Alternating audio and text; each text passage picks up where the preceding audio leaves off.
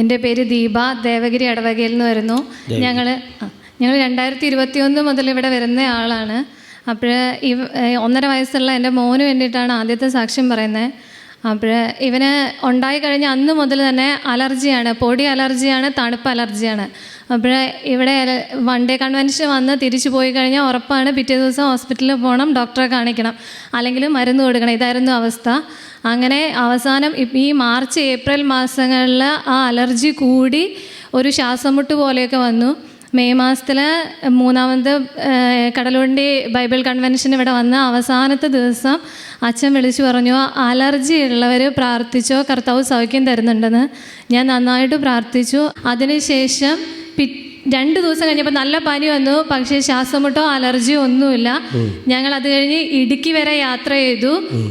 ഇവിടെ ഒരു 6-7 തവണ ഞങ്ങൾ കൺവെൻഷന് വന്നു അതിനുശേഷം. പക്ഷേ ഇതുവരെ ഒരു അലർജിയോ തുമ്മലോ ഒന്നും ഉണ്ടായിട്ടില്ല.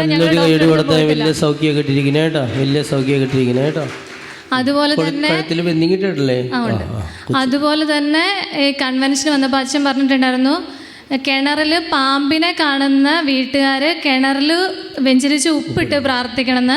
അന്ന് തന്നെ ഇവിടുന്ന് ഉപ്പ് വാങ്ങിക്കൊണ്ടുപോയി ഉപ്പിട്ട് പ്രാർത്ഥിച്ചു. പക്ഷേ എന്തിനാന്നൊന്നും അറിയത്തില്ലായിരുന്നു, പോയി പ്രാർത്ഥിച്ചു. ഞങ്ങൾക്ക് കഴിഞ്ഞ 2 വർഷമായിട്ട് നല്ല മഴ പെയ്യുന്ന ദിവസങ്ങളിൽ ഞങ്ങൾക്ക് കിണർ വെള്ളം ഉപയോഗിക്കാൻ പറ്റില്ല, അത്രയ്ക്കും കലക്കലാകും. ഒരുപാട് വെള്ളമുണ്ട്, പക്ഷെ ഉപയോഗിക്കാൻ പറ്റില്ല. അങ്ങനെ കോർപ്പറേഷൻ വെള്ളമായിരുന്നു ഉപയോഗിച്ചുകൊണ്ടിരുന്നത്.